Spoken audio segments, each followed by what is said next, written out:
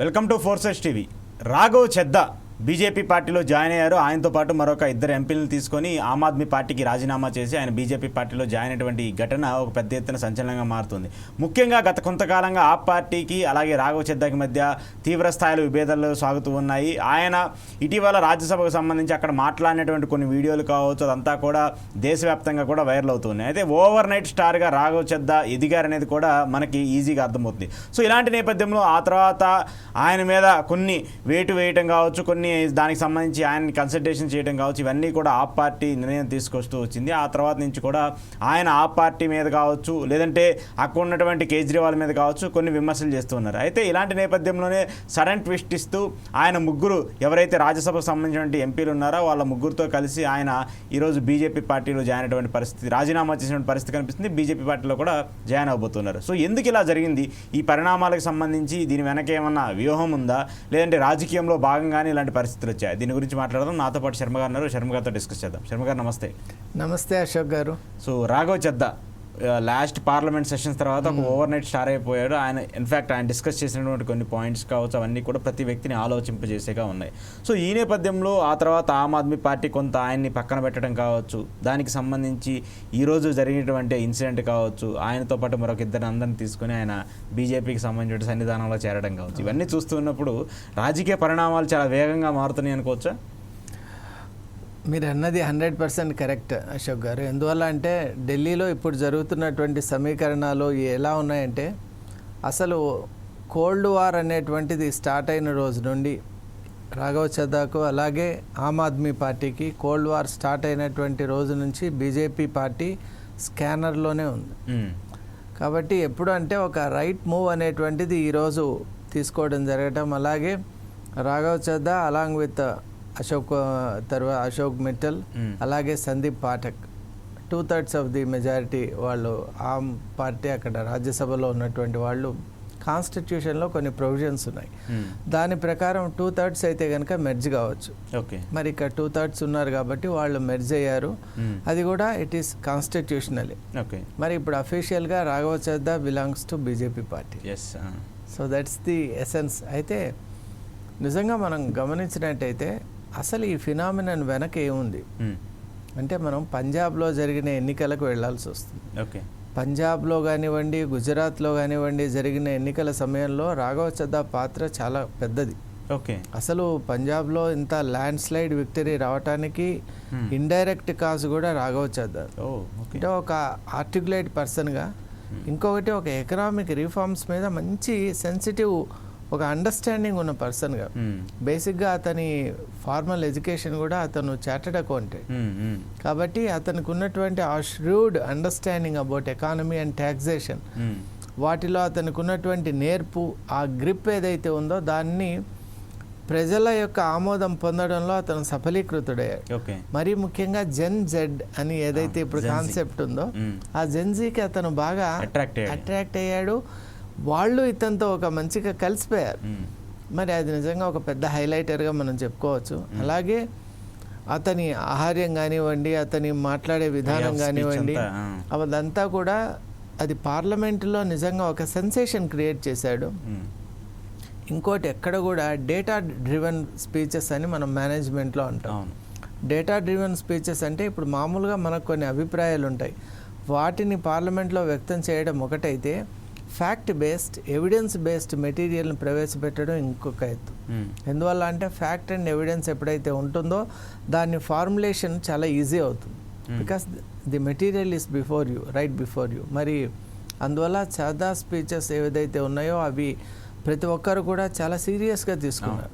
అక్కడ ఏజ్ అనేటువంటి ఫ్యాక్టర్ ముఖ్యం కాకుండా ఆయన డెలివరీ చేసిన విధానం, ఆయన లేవనెత్తిన అంశాలు, అలాగే నిజంగా చెప్పాలి అంటే టెలికాం కంపెనీస్ మీద కన్జ్యూమర్ రైట్స్ కూడా ప్రవేశపెట్టచ్చు అని చెప్పిన ఏకైక వ్యక్తి రాఘవ్. కాబట్టి ముఖ్యంగా ఇది ఒక స్కామ్ జరుగుతోంది. ఆయన ఎంత బాగా చెప్పారంటే 12 monthsలో 13 times మనం ఎలా రీఛార్జ్ చేస్తాం.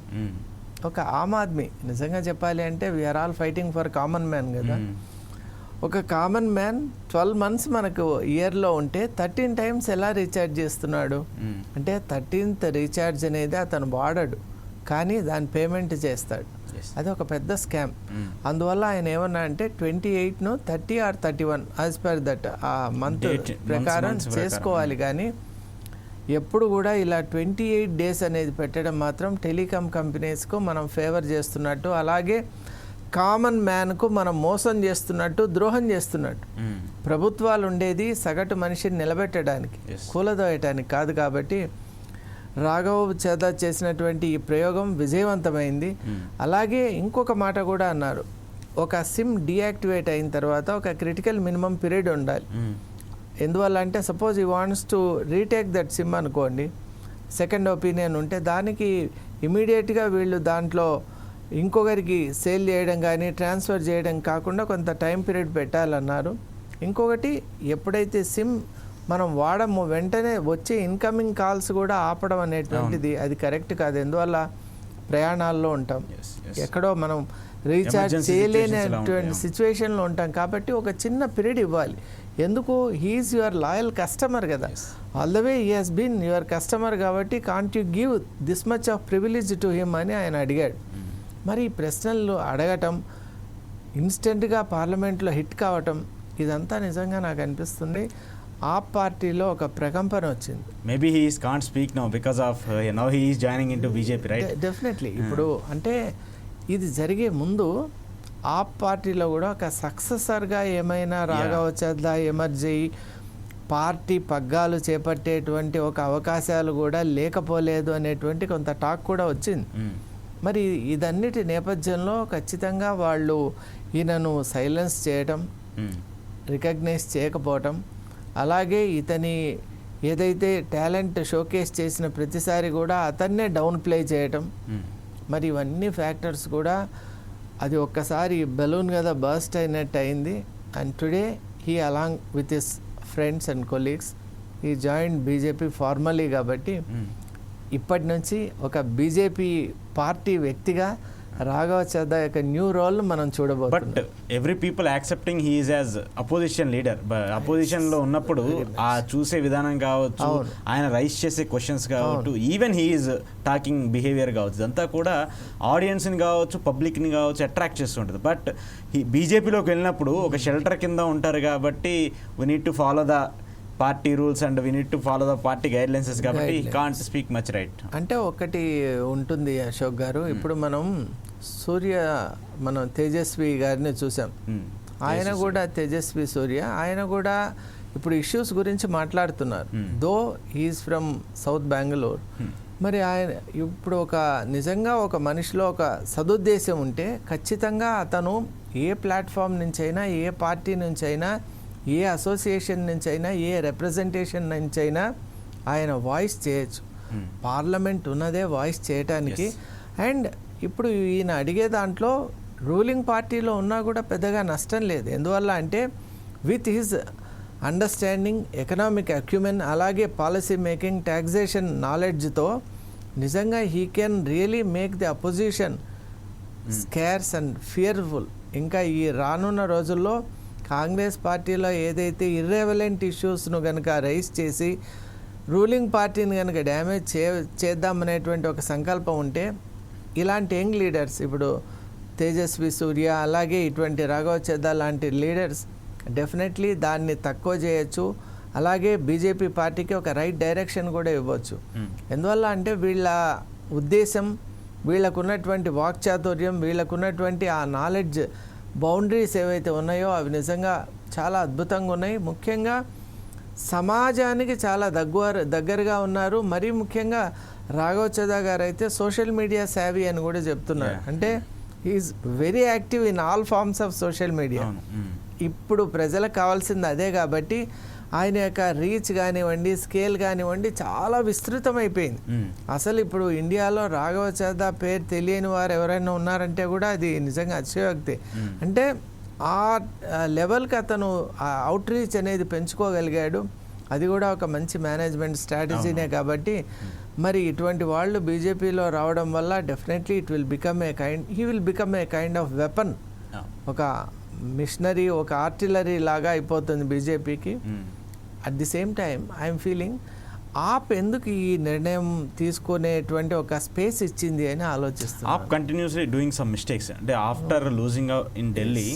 సో వాళ్ళు తీసుకున్నటువంటి స్టాండ్స్ అన్ని కూడా ఆ స్టాండ్స్ అన్నిటినీ కూడా బీజేపీ గ్రాప్ చేస్తుంది, బీజేపీ దాంట్లో స్టెప్ ఇన్ అవుతుంది, ఫ్రూట్ బీజేపీ ఎంజాయ్ చేస్తుంది. సో బీజేపీ దాన్ని ఎంజాయ్ చేస్తుంది. బట్ ఈ ఇన్సిడెంట్ మాత్రము కొంత ఆప్కి నష్టం చేకూర్చే పరిణామంగానే ఖచ్చితంగా డెఫినెట్లీ అండి. కనిపిస్తుంది. ఎందుకంటే ఇప్పుడు మనం కనుక లోక్సభ కానీ ఇప్పుడు రాజ్యసభ ఈ రెండు సభల్లో తీసుకుంటే లోక్సభలోనేమో ఈయన తేజస్వి గారు మాట్లాడుతున్నారు, రాజ్యసభలో is the loan face of అవును, ఆప్ పార్టీ. మరి ఇప్పుడు బీజేపీలోకి వచ్చిన తర్వాత ఇంకా డెఫినెట్లీ ఈ విల్ బికమ్ ఇంకా మోర్ ఇంకా big leader అయ్యే లస్టర్ chances పెరిగి ఇంకా స్టేచర్ పెరిగి ఇంకా పార్టీ బ్యాకప్ ఉంటుంది. కాబట్టి మామూలుగా సపోర్ట్ లేనప్పుడే ఆయన అంత దూరం వెళ్ళారు కాబట్టి ఇప్పుడు ఇంత పెద్ద పార్టీ ఇంత సెటప్ అలాగే entire government is with him అన్నప్పుడు I definitely feel that Raghav Chadha గారు రానున్న రోజుల్లో అద్భుతాలని సృష్టిస్తారు అని నేను భావిస్తున్నాను. ఖచ్చితంగా శర్మ గారు. ఇప్పుడున్నటువంటి సిచ్యువేషన్స్ కావచ్చు, ఆప్ పార్టీకి రాఘవ చెద్దా ఇచ్చినటువంటి ఒక స్ట్రోక్ ఏదైతే ఉందో